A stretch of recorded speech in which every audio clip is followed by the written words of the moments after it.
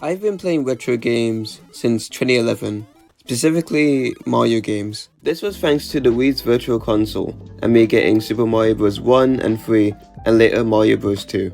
This is so cool looking back because although I played what was considered the new games at the time, I also played the old school retro games that my mom used to play when she was a kid. I'm glad I grew up with this fusion of new and old games though, as by the start of 2012, when I started watching YouTube videos, I watched New Super Mario Bros. Wii Let's Plays, which is what I originally wanted to do on YouTube but never really did until 2015 because of my shitty iPad 2 camera quality. And I learned about Mario ISO/ROM hacks and fan games. I remember once on the Wii Shop channel I searched Mario hack and thought Super Mario Bros. 2 The Lost Levels was a ROM hack. Later on in June 2013, I bought another retro Mario game called Super Mario World. When I got the game, I was really excited as I loved watching Let's Plays of Mario World ROM hacks, in particularly Molotov's.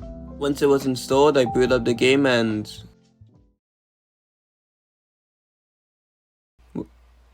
What? Yeah, I actually didn't know you needed a Wii Classic controller. So my parents ordered me one and 4 days later, I plugged it into the Wii remote, launched the game and...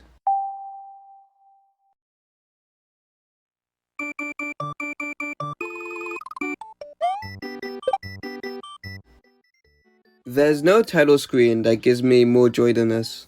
Now, you don't need to have a Jimmy Neutron brain to know that the general consensus for this game at the time, and even now, is that it's one of the best 2D platformers of all time. There's thousands of reviews about this game praising how fantastic it is in its level design, power-ups, etc. Because there's an abundance of these videos, I'm not gonna make a generic review, or at least not try to. Instead, I want to talk about what the game personally meant to me back when I played it for the first time.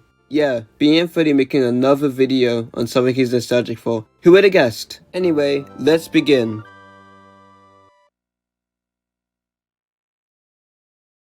Super Mario World is simply an enjoyable, fun, addicting game. And because of this, when I started playing, I fell in love with the game so much that right after a long play session, I jumped right back in only a couple minutes after. The game just has a lot of replay value, which, in my opinion, is what makes a quality game. I guess a bad execution of this I could give is Nintendo's Super Mario Odyssey. Don't get me wrong, I love Mario Odyssey. It's an extravagant open world game with many worlds, cool mechanics, etc. When I first played it in 2017, I enjoyed every second of it because it was kind of the Mario Galaxy 3 I was waiting for the past 3 to 4 years. That and also the only other Switch games I owned was a pullover Wii U game and Little Dog Shit. After I completed my first playthrough though, I wasn't really compelled to get more moons, as trying to do so got boring quickly, as I wasn't even progressing in the game anymore, so to me, it just felt kind of pointless. But in Super Mario World, after 100%ing a game, I would always delete the world and just start all over again. Super Mario World is just such a great experience, whether that be your first time playing or your 1000th time playing. This game is timeless and, okay, a lot of games are, but still.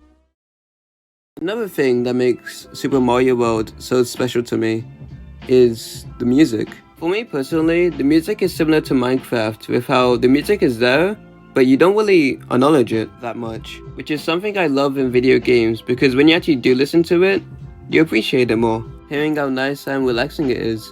This game overall is just relaxing to play. It's an easy platformer but still has some challenges in it, and the music just adds another layer on top of that. Now let's move on to the last thing that makes the game so special to me, and I think we all saw this coming. We all have memories of games from our childhood. Some of those games we haven't played in a decade, some we haven't owned in years, some we haven't inserted in ages. But for me, my favorite kind of nostalgia in games is the yin and yang. That is either revisiting the game and having love your saves, and revisiting the game with that old, dusty save file still on your console.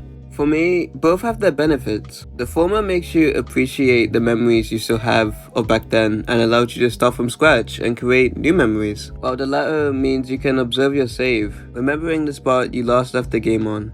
And for Super Mario World, it's the latter. Luckily, on my Wii U, I never deleted my original save, Mario A from 2013. While traveling through the map, the memories I have of me playing the game for the first time just starts flooding back to me the more and more I explore. I remember looking up YouTube videos on how to get to the secret area where you could instantly get a Yoshi and power-ups. The first Star World I unlocked, dying multiple times to the magic. Using the flying blue Yoshi for the first time, the Forest of Illusion being my favorite world in looks. Walking around in circles in Chocolate Island, getting stuck at the part for like 2 hours. And the front door, where I decided to beat the game the hard way, instead of just taking the back doors, doing it the lazy way. Also, I'm nostalgic for my incomplete Star World. Looking back, it's funny to me because it makes no sense. Like, how did I beat the secret exit before even beating the actual level? And just the abundance of other stuff that, although it doesn't look like much, means something to me. Another reason why it's so special to me is because it was my first Let's Play. As I stated earlier, at the start of 2012, I started watching YouTube videos, mainly gameplay, plush videos and animations. Then in 2013, after being inspired by channels like We Like to Play for a year, I decided to make my own Let's Play. And failed, because the iPad 2's quality was too bad for my young, small mind's big standards. And I didn't have a tripod or anything to keep it still and close to the screen. But did that stop me? No. Instead of recording, I just pretended I was making one by commentating on my own gameplay. I also wanted Chris and Tyler, my favorite players in WRTP, for this series to play as Mario and Luigi, and I chose Koopa Trooper as Mario and my Yoshi plush as Luigi. Sure, I could just use the Mario and Luigi, but I thought that'd be too boring, so I didn't. But let me tell you, every weekend I'd be playing this game with my preposterous commentary. Sure, it's upsetting that I never recorded or uploaded it, but looking back at the only video that was anything close to this, I think I was better off that way. Either way though, I'm glad I still did it, as it's what helped me into making YouTube videos. And who would have thought that a game that's more than a decade older than me would be my beginning.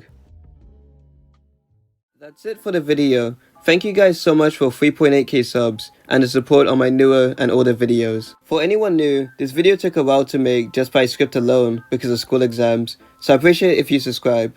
Thanks for watching.